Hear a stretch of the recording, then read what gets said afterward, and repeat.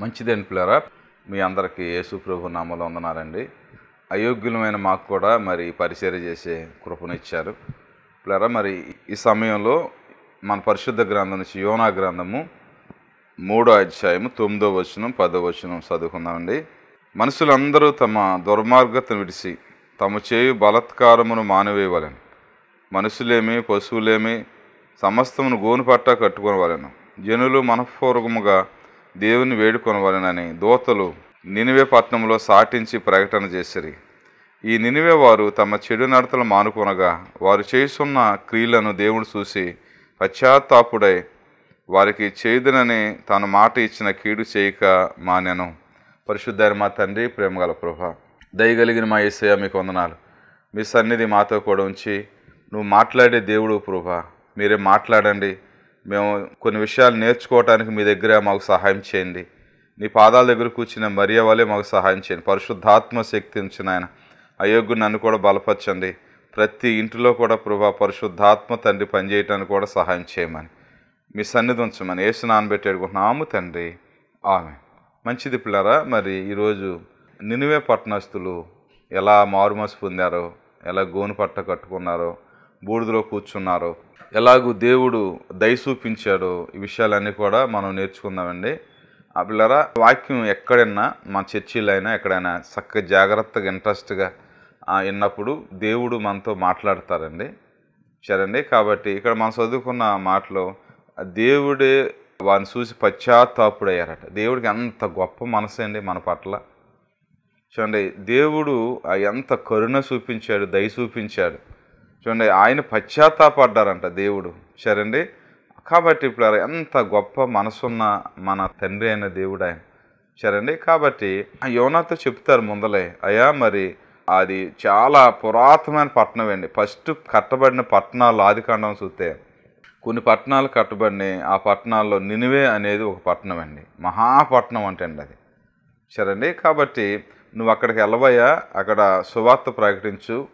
అక్కడ కొద్ది రోజులకి మరి ఆ పట్టణం నాశనం అయిపోతుంది నువ్వు చెప్పు అని చెప్పినప్పుడు ఈయన చాలా మరి వేదనతో బయలుదేరాడు.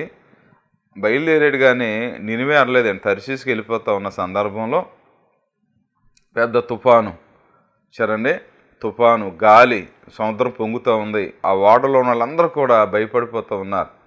సరుకులన్నీ కింద పాడేశారు. ఆ గాఢ నిద్రపోయి ఆయన పైకి వచ్చాడు. సీట్ ఆయన మీదకి వచ్చింది.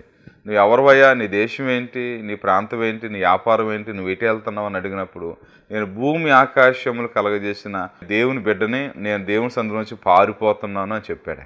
సరేండి. కొంచెం ఆలోచించారు ఆ ప్రజలు, ఇదేంటి ఈయన సాక్ష్యం ఎట్లాగా ఉంది. సరేండి. నన్ను బట్టే గొప్ప తుఫాను వచ్చింది, నన్ను ఎత్తి సముద్రంలో పాడండి, అప్పుడు సముద్రం పొంగుకోకుండా ఆగిపోద్ది అని చెప్పినప్పుడు కొంచెం ట్రై చేశారు కానీ కుదరలేదు. సరేండి. కానీ అతను ఉన్న గొప్ప మనసు ఏంటంటే, యోనా అనే భక్తుల్లో ఉన్న గొప్ప మనసు ఏంటంటే ఆ ఒప్పుకోలు చేసుకుంటాడండి. ఆయన దేవుని సన్నిధిలో యథార్థంగా మాట్లాడాడు. అతను ఒప్పుకోలు చేసుకుంటున్నాడు. నన్ను బట్టే గొప్ప తుఫాను వచ్చింది. చూడండి, నేను దేవుని మార్గంలో లేను, దేవుని చూపించే మార్గంలో వెళ్తలేదు, నా సొంత మార్గాలు వెళ్ళిపోతున్నాను. కానీ దేవుడు గమ్యానికి చేరనవుడు. ఆయన చెప్పిన మాట వింటలేదు. నేను వినలేదు అనేటప్పటికీ అమ్మో దేవుడు ఇలాగనే వారు కూడా చాలా ఆలోచనలు వచ్చినాయండి. సరేండి. కాబట్టి ట్రై చేశారు కానీ కుదరలేదు. ఆ చోను ఎత్తి సముద్రంలో పాడేసినప్పుడు వెంటనే ప్రశాంతం అయిపోయిందంటండి. సముద్రం ప్రశాంతంగా అయిపోయిందట. వర్షం అయిపోయింది, గాలి అయిపోయింది, పొంగు అయిపోయింది. ప్రశాంతంగా వచ్చినప్పుడు ప్రజలు ఆశ్చర్యపోయారంటండి. అమ్మో చూడండి, ఈ దేవుడు ఎంత గొప్ప దేవుడు నిజంగా. అంటే ఆ దేవుడు చూస్తున్నాడా, చూడండి ఇటు వెళ్తున్నది చూస్తున్నాడా. చూడండి, ఇప్పుడు తల్లిదండ్రులు ఇంటికా నుంచి బయలుదేరేదాకా చూస్తారు, ఆ తర్వాత ఇటు వెళ్తున్నారో తెలియదు వారికి. చూడండి. కాబట్టి దేవుడు అన్నీ తెలుసా. ఒకవేళ దేవునికి వ్యతిరేకమైన ప్రయాణం చేస్తే దేవుడు ఊరుకోడా. చూడండి, నిజంగా ఆయన దేవుడు కదా అని నిజంగా అక్కడ వార్డులో వాళ్ళందరూ కూడా ఎంత రక్షించబడి ప్రార్థన చేశారో. వారి దేశాలు వెళ్ళిపోయి ఆ జరిగిన ఇంత గురించి సాక్ష్యం గురించి చెప్పి అలాగా దేవుని కలుసుకున్నారు. సరేండి. కాబట్టి పిల్లరా, తన హృదయంలో ఉన్న పాపాన్ని అంటే ఆ యొక్క అవిధేయతను ఒప్పుకున్నప్పుడు, సరేండి, ఆ అక్రమాన్ని ఒప్పుకున్నప్పుడు చూడండి దేవుడు ప్రశాంతమైన వాతావరణం ఇచ్చారు. చాలామంది ప్రార్థన చేస్తారు కానీ ఈ పరిస్థితి కారణం ఏంటి చూడండి. ఒక నన్ను బట్టేనా ఈ తుఫాను, నన్ను బట్టేనా ఈ పోట్లాటలు, నన్ను బట్టేనా ఈ అప్పులు, చూడండి నన్ను బట్టేనా ఈ అసమాధానం, నన్ను బట్టేనా ఈ కుటుంబం విడిపోతాను కారణం నేనేనా అనేది యోనాలాగా మనం ఒప్పుకోగలిగితే చూడండి మన కుటుంబాల్లో కూడా ప్రశాంతత వస్తుందండి. చూడండి అలజడ కానీ, పోట్లాటలు కానీ, టెన్షన్లు కానీ చూడండి అలాంటి రాకోకుండా చాలా దీవెన వస్తుంది అన్నమాట. సరే మొత్తానికి చూడండి అతను పడతంతోనే పెద్ద తిమింగలం వచ్చి అతను చక్కగా మింగి భద్రపరుస్తూ ఉంది. చూడండి అంటే నడి సముద్రంలో కూడా దేవుడు ఒక మనిషికి భద్రత ఇవ్వగలుగుతాడు. నువ్వు ఎక్కడ ఏ పరిస్థితులు ఉన్నా సరే నువ్వు దేవునికి మొరపెట్టుకుంటే ఆ పరిస్థితిలో కూడా నీకు దేవుడు చూడండి ఆ చక్కని భద్రత ఆయన ఇస్తారు. ఆయన సృష్టికర్త కాబట్టి. చూడండి సర్లే పాపం ఆయన తెలిసిందో తెలియలేదో లోపలికి వెళ్ళిపోయాడు, ఏంటి ఎలాగుందో అనుకున్నాడేమో. చూడండి ఆయన ప్రార్థన చేయటం ప్రారంభించాడు. చూడండి ప్రార్థన చేయటం ప్రారంభించినప్పుడు చేప కడుపులో ఉన్నాడు 3 దినాలండి. చూడండి ఆ చేప కడుపులో ఉన్నాడు, ప్రార్థన చేస్తున్నాడు. కక్కినప్పుడు అక్కడ ఉన్న ప్రజలను అడిగాడు, ఇదే ప్రాంతం అండి. ఆయనకి తెలియదు ఎటు వెళ్తున్నారో తెలియదు, ప్రయాణం ఎటు సాగుతుందో చేప కడుపులో ఉండి ఆయనకి తెలియదు. మన బస్సు ఎక్కామనుకుని ఎటు వెళ్తుందో తెలుస్తుంది మనకు. సరేండి ఆయనకి తెలియదు, చేప గడుపులోంచి వచ్చాడు.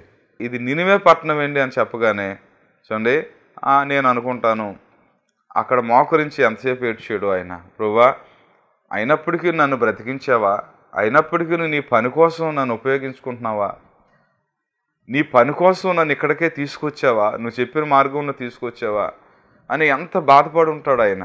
సరేండి ఆయన గమనించాడు, ప్రభువా నీ పని చేస్తాను ప్రభువా, నన్ను బ్రతికించావు, మళ్ళీ ఇక్కడ తీసుకొచ్చావు, నీ ఉద్దేశం, నీ మాట, నీ సువార్త ప్రకటిస్తాను ప్రభువా. చూడండి చాలామంది దేవుడు తన కొరకు ఎన్ని ఏర్పాట్లు చేస్తూ ఉంటారు, చాలామంది గమనించరండి. నిన్ను దేవుడు సేవకు పిలుస్తున్నాడు, నిన్ను బ్రతికించింది, నిన్ను బాధల్లోంచి ఇడిపించింది, నిన్ను ఆశీర్వదించింది. చూడండి నువ్వు దేవుని పని చేస్తావనే కదా. చూడండి చాలామంది తప్పించుకుని తిరుగుతూ ఉంటారు. చూడండి తర్వాత చూద్దాంలని, లేకపోతే ఇంకెవరన్నా చేస్తారులని. చూడండి లేదు దేవుడు నీతో మాట్లాడి నిన్ను బలపరిచి నీకు ప్రాణం పెట్టి చూడండి నీకు ఆయుష్నిచ్చి ఆరోగ్యం ఇచ్చి చూడండి నీకు ఎన్నో మరి ఆ పరిస్థితుల్లోంచి తప్పించి నీ మీద ఆయనకి అంత ప్రేమ ప్రణాళిక ఉండగా చూడండి నువ్వు ఎలాగ ఉండగలుగుతున్నావు మౌనంగా. చూడండి అవునండి నేను స్త్రీనండి ఏం సేవ చేస్తాను అనుకుంటున్నావా? నీ బంధువులకి తెలిసిన వాళ్ళకి సాక్ష్యం చెప్పండి, దేవుని వాక్యం చెప్పండి, దేవుడు ఎంత గొప్ప దేవుడో చెప్పండి, నీకు చేసిన మేలు చెప్పండి, అదే సాక్ష్యం. చూడండి మనుషులు దీవించబడతారు. చూడండి అవును కాబట్టి పిల్లరా చూడండి అనుకున్నాడు పాపం కాసేపు ఏడ్చుకున్నాడేమో, ప్రభా నన్ను బ్రతికించావా, నీ సేవ చేయటానికే కదా ప్రభా, నన్ను విడిచిపెట్టలేదా, నన్ను మరణానికి అప్పగించలేదు కదా, నన్ను సముద్రంలోనే నేను చనిపోలేదు కదా ప్రభా అని అవన్నీ మరి అలా బాధపడి చక్కగా ప్రారంభించాడు. అయ్యా 40 రోజులకి మళ్ళా దేవుడు మాట్లాడాడు ఆయనతో. 40 రోజులకి చూడండి ఈ పట్టణము నాశనం అయిపోతుంది, దేవుడు చెప్పమన్నాడు అని అలా ప్రకటన చేసుకుంటూ వెళ్ళిపోతున్నాడు. సరేండి సరే అక్కడ ఉన్న కొంతమంది ప్రజలు అడుగుంటారు, అయ్యా నీదే ప్రాంతం, నువ్వు ఎక్కడి నుంచి వచ్చావు, ఆ దేవుడు ఏ దేవుడు, చెప్పమన్న దేవుడు ఆ వాస్తవేనా నిజమేనా, చూడండి ఎందుకు ఈ హెచ్చరిక వచ్చింది అకస్మాత్తుగా. చూడండి అప్పుడు దాకా వారు అసలు భయం లేకోకుండా నిర్భయంగా పని చేసుకుంటున్నారు, వ్యాపారం చేసుకుంటున్నారు, ఎవరి పనాలు చేసుకుంటున్నారు, ఏమండి ఎవరు ఉద్యోగం వాళ్ళు చేసుకుంటున్నారు, ఎవరి కుటుంబాన్ని చక్కగా పోషించుకుంటున్నారు. ఒకేసారి ఆ పట్టణం ఉలిక్కి పడ్డదండి. ఏంటి హెచ్చరిక ఏంటి? చూడండి మేము బాగానే ఉన్నాం కదా, అసలు ఏంటి హెచ్చరిక ఏంటి అని ఉలిక్కి పడ్డారు. ఆయన అడిగారు, ఎక్కడయ్యా, ఏంటయ్యా, ఏంటి నీ పొజిషన్ ఏంటి, నువ్వు ఎక్కడి నుంచి వచ్చావు, వాళ్ళు ఏ దేవుడైనా ఎలా మాట్లాడాడు అని చెప్పినప్పుడు ఆ వాడలోనే చెప్పిన సమాధానం చెప్పాడు అతను. నేను భూమి ఆకాశాన్ని కలగజేసిన ఆ దేవుని బిడ్డనండి, ఇలాగ దేవుడు ఎలమన్నాడండి, నేను చాలా రోజుల క్రితమే రావాలి కానీ నాకు ఇష్టం లేక నేను వెళ్ళిపోతున్నానండి. కొంతమంది చరిత్ర ఏం చెప్తారంటే అషూరు దేశంలో నినివే అనేది ఒక క్యాపిటల్ అంటండి. అంతకు ముందలే మరి నినివే పట్టణపు రాజు ఇజ్రాయెల్ దేశం మీదకి వచ్చి అక్కడ మరి చాలా చూడండి అక్కడ జయించి చాలామంది ఆ గర్భిణీ స్త్రీలను కత్తితో కోస్తాం కానీ, లేకపోతే చిన్నపిల్లల్ని ఎగరేసి కత్తితో నరుగుతాం కానీ, ఆ పెద్దవాళ్ళని ఉరితీయటం కానీ, కొంతమంది స్త్రీలను పాడు చేస్తాం కానీ అలాగ చాలా అసహ్యమైన నీచమైన పనులు చేసి వెళ్ళిన దాఖలాలు ఉన్నాయంటండి. ఆ పట్టణం అలా నాశనం అయిపోవాలి, మా దేశాన్ని ఇజ్రాయెల్ దేశం ఇలా చేశారు వారు అని ఇష్టం లేక వెళ్ళిపోతున్నారు అని చెప్తారు కొంతమంది.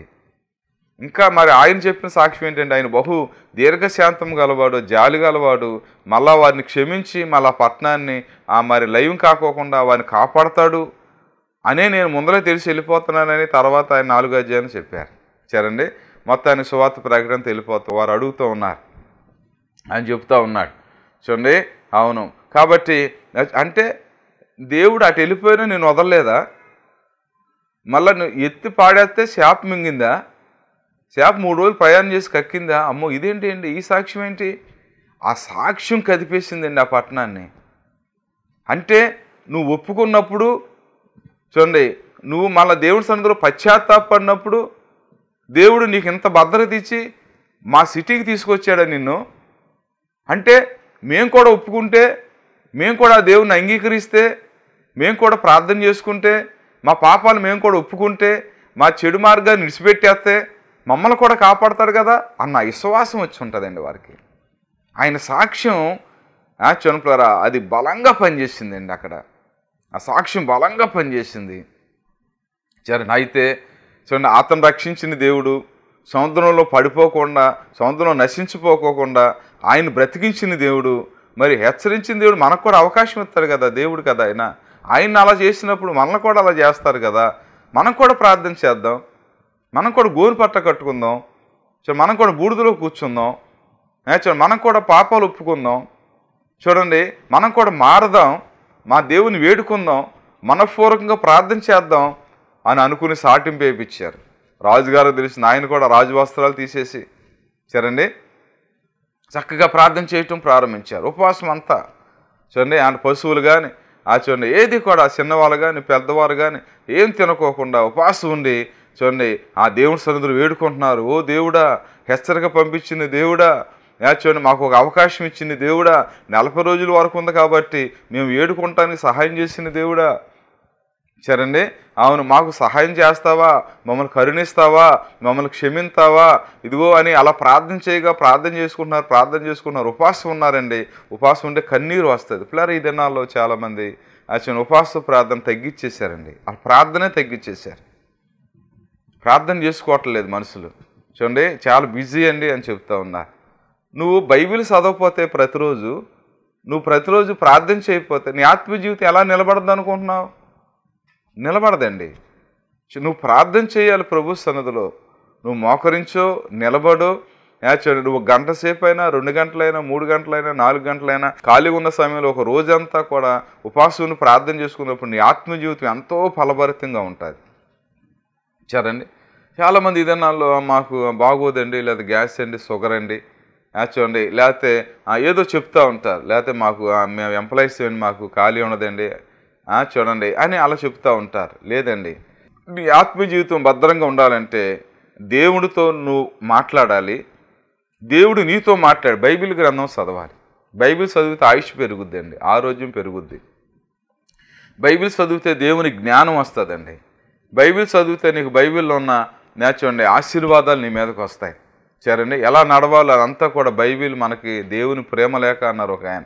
చూడండి నీ భవిష్యత్తు పరలోకం కోసం, నీ కుటుంబం నువ్వు ఎలా నడవాలో, ఎలా మాట్లాడాలో ప్రతిదీ కూడా ఈ బైబిల్ గ్రంథంలో చక్కగా దేవుడు నీ కోసం సిద్ధపరిచిన గ్రంథాన్ని చూడండి. నువ్వు చదవకుండా ఆదివారం ఇలా దులుపుకుంటూ వస్తున్నావా ప్రార్థనకి? ఏమండి, ఎంత పరిశుద్ధమైన గ్రంథం ఏంటి అది, నీకోసం ఇచ్చాడు. చూడండి ప్రతిరోజు చదవండి దయచేసి. ఏంటంటే మా పాస్టమ్ గారు 36 సార్లు చదువుతున్నారు బైబిల్. అన్ని పనులు చేసుకుంటారు, నాతో సేవకు వస్తారు. చూడండి ఏంటంటే కన్నీళ్లతో ప్రార్థన చేస్తారు. ప్రతి వ్యక్తి కోసం సంఘంలో వచ్చి ప్రతి బిడ్డ కోసం ప్రార్థన చేస్తాడు ప్రతిరోజు. తర్వాత ఆయన బైబిల్ చదువుతాడు. 36 సార్లు పూర్తి చేస్తూ ఉన్నాడు బైబిల్. సరే, బైబిల్ చదవాలి. జార్జి ముల్లర్ గారు 200 సార్లు చదివారంటే బైబిల్. ఇంగ్లాండ్ దేశంలో జార్జి ముల్లర్ అనే భక్తుడు 200 సార్లు బైబిల్ చదివి ఆయన చెప్పిన మాట ఏంటంటే, నేను ఇంకా బైబిల్ దగ్గర ఎల్కేజీ స్టూడెంట్ లాగానే ఉన్నాను అన్నాడు. 200 సార్లు చదివిన ఆయన ఎల్కేజీ స్టూడెంట్ లాగా ఉంటే మనం ఎంత అండి?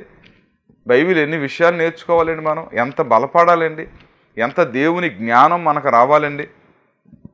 సరే, ప్రార్థన చేయాలి, ఉపవాసం ఉండాలి. వైద్యులు కూడా ఏం చెప్తున్నారంటే వారానికి ఒక రోజు ఉపవాసం ఉంటే ఆరోగ్యానికి కూడా చాలా మంచిదంటండి. సరే, కన్నీటి ప్రార్థన వస్తుంది. సరే, కాబట్టి పిల్లరా చూడండి, వారు ఆ ప్రార్థన చేసుకుంటున్నప్పుడు ప్రార్థన నడుస్తుంది, ప్రార్థన ఇంకా చేయాలనిపిస్తుంది వారికి. ప్రార్థన చేస్తుంటే మనసు బాగుంది, హృదయం తేలిగ్గా ఉంది. ప్రార్థన చేస్తుంటే ధైర్యం ఉంటుంది పిల్లరా. మీకు తెలిసి మీరు గమనించండి, మీరు ఎప్పుడైతే ప్రార్థన చేశారో మీకు ధైర్యం ఉంటుంది, నెమ్మది ఉంటుంది, మనసులో ప్రశాంతత ఉంటుంది. మనసులో దేవుడికి చెప్పాం కదా ఆయన చూసుకుంటారు అన్న ఒక ధైర్యం ఉంటుందండి. ప్రార్థన చేయకపోతే చూడండి పిల్లరా, ధైర్యం ఉండదు, భయం ఉంటుందండి. సరే, కాబట్టి పిల్లరా వారు మంచిగా ప్రార్థన చేసుకుని ఇంకా ప్రార్థన చేయాలనిపిస్తూ ఉంది, ఇంకా ప్రార్థన చేయాలి, ఇంకా ప్రార్థన చేస్తూ ఉన్నారు వాళ్ళు. చూడండి, అయ్యో చూడండి, దేవుని ఆత్మ పనిచేస్తుందేమో కాబోలు వారిలో ఏమొచ్చిందంటే ఈ చెడు మానేయాలి, ఈ పాపం మానేయాలి, ఈ బలత్కారం మానేయాలి. చూడండి, నేను ఆ పాలలో నీళ్లు కలుపుతూ మానేయాలి, నేను డబ్బులు వడ్డీలకి ఎత్తు మానేయాలి, చూడండి నేను అబద్ధం ఆడటం మానేయాలి, నేను మోసం చేయటం మానేయాలి. సరే, నాకున్న అక్రమ సంబంధాలను విడిచిపెట్టేసేయాలి, నా భార్యతో నా భర్తతో నేను సంతుష్టిగా ఉండాలి.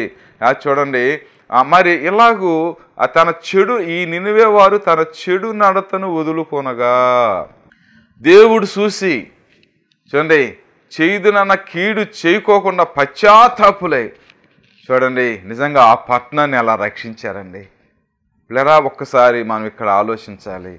చూడండి, చాలామంది ప్రార్థన చేస్తారు, కానీ చాలా ఇష్టంగా ప్రార్థన చేస్తారు. బైబిల్ అంటే ఎంతో ప్రాణం, దేవుడు అంటే ఎంతో అభిమానం ఉంది, కానీ చర్చికి వెళ్తారు. కానీ పిల్లరా చూడండి, వారు నడకని దిద్దుకోవట్లేదండి. నువ్వు దిద్దుకుని చూడు, నీకు ఎంత ఆశీర్వాదం పొందుతున్నావుగా దేవుడి దగ్గరకు వచ్చి.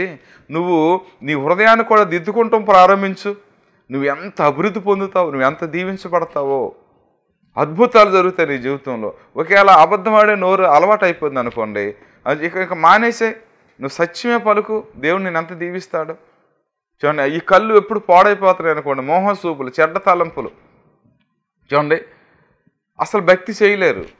అసలు నువ్వు ప్రార్థన చేయి. ఒక భక్తుడు అంటే అండి, ఏదన్నా అతని శరీరం ఏదైనా ఆశ పడితే, లేకపోతే ఏదన్నా శరీర సంబంధించిన ఆశలో వ్యభిచార తలంపులు వచ్చినప్పుడు ఆయన గదిలోకి వెళ్ళి షర్ట్ తీసేసి బెల్ట్ పెట్టి కొట్టుకునేవాడంటే ఆయన బెల్ట్ పెట్టి కొట్టుకునేవాడంట. బెల్ట్ పెట్టి కొట్టుకుంటే, అమ్మో ఈ శరీరం, అయ్యా నీ మాట వింటాను, నేను వణుకుపోతా, నీ మాట వింటాను, నేను అలాంటి ఆశలు చూపించను, నీకు లోబడతాను అన్న కాడు వచ్చేదా కొట్టుకునేవాడట. తర్వాత మళ్ళా షర్ట్ వేసుకుని బయటకు వచ్చి వాక్యం చెబుతూ ఉండేవాడట. భక్తులు అలా జయించారండి శరీరాన్ని, పాపాన్ని. సరేండి, అవును. కాబట్టి చూడండి, అసలు నిలివే పట్టణంలో పాపం ఎక్కువైపోయే ఉగ్రత వచ్చింది, హెచ్చరిక వచ్చింది. కానీ ఇప్పుడు వీళ్ళందరూ ఏం చేస్తున్నారంటే, పాపాన్ని బట్టి ఆ సముద్రం ఒడ్డునున్న ఆ మహాపట్నము సముద్రం సునామీ వచ్చి ఏమైపోయింది, ఆ పట్టణం అంతా లయం అయిపోవాల్సిన పరిస్థితిలో వారు ప్రార్థన చేసి వారు పాపాన్ని ఒప్పుకుని వాళ్ళ బలత్కారాన్ని మానేసి వారు చెడు నడత అంతా కూడా మానేసి దిద్దుకున్నారండి. ఇక నేను పాలలో నిలిపోయాను, నేను వడ్డీలు కోను, నేను అబద్ధాలు ఆడను, అక్రమ సంబంధాలు నాకు వద్దు, నా చెడ్డ కళ్ళు నాకు వద్దు, ఆ అబద్ధ నోరు నాకు వద్దు. సరేండి, కోపం వద్దు, నాకు మోసం చేయనిక నేను.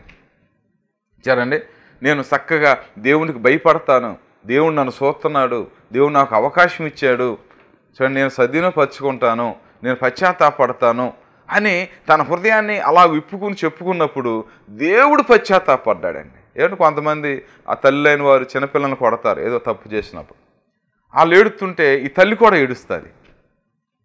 మీరు చూశారండి ఎప్పుడన్నా? అలాగే దేవుడు చూడండి, తల్లి కన్నా ఎంత గొప్ప మనసు అండి దేవుడికి.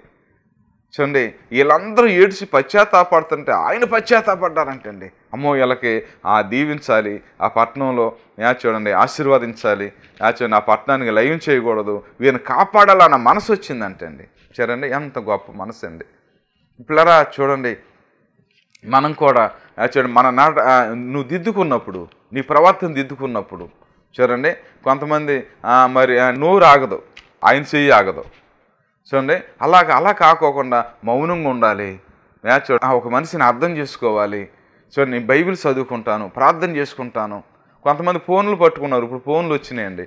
ఆ ఫోన్లు పట్టుకుని గంటల సేపు ఫోన్ల దగ్గర ఉండి చూడకూడని దృశ్యాలు చూసి, ఆత్మీయులు కదా ఆత్మీయులు కదా, నువ్వు దేవుడి బిడ్డవు కదా, నువ్వు బాప్తీసం తీసుకున్నావు కదా, ఏమండి నువ్వు బల్లలోకి వస్తున్నావు కదా, చూడకూడని దృశ్యాలు ఫోన్లో చూసి కళ్ళు అపిత్రమైపోయి రాత్రి నిద్ర లేకోకుండా కామాతుత్తులైపోయి ఎంతమంది అసహ్యమైన కార్యాలు చేస్తారు తన హృదయంలో.